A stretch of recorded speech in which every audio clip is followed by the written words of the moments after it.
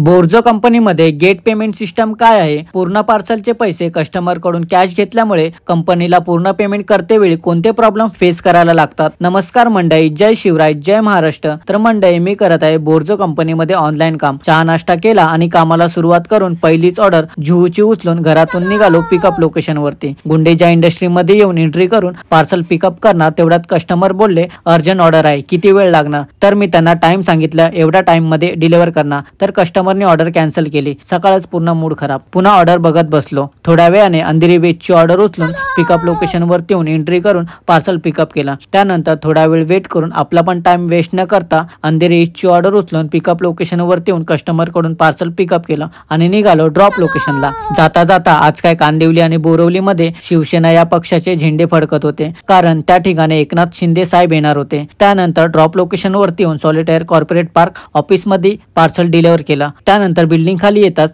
लगेच अंधेरी वेजची ऑर्डर उचलून pickup location वरती येऊन कस्टमर कडून पार्सल पिकअप केला आणि निघालो ड्रॉप लोकेशनला. ड्रॉप लोकेशन वरती येऊन बिल्डिंग मेन रोड वरती असल्यामुळे गाडी पण आतमध्ये पार्क करायला देत नव्हते. कस्टमर जवळ कॉल वरती बोलून गेट वरती पार्सल डिलिव्हर केलं आणि निघालो तिसऱ्या ड्रॉप लोकेशनला. लक्ष्मी इंडस्ट्री मध्ये येऊन कस्टमर जवळ पार्सल डिलिव्हर केलं. त्यानंतर ऑर्डरची वाट बघत बसलो. एकाच वेळी 2 ऑर्डर बोरवलीच्या उचलून निघालो पिकअप लोकेशन वरती. हेरिटेज प्लाझा ऑफिस मध्ये येऊन पार्सल डॉक्युमेंट रेडी नव्हतं म्हणून थोडा वेळ वेट केला. ऑफिस मध्ये कोणाचा वाढदिवस होता काय माहिती नाही, त्यामुळे शुभेच्छा न देता केक मात्र खायला भेटला. कस्टमर कडून पार्सल पिकअप केलं. त्यानंतर दुसऱ्या पिकअप लोकेशन वरती येऊन विना इंडस्ट्री मधून पार्सल पिकअप केलं आणि निघालो ड्रॉप लोकेशनला.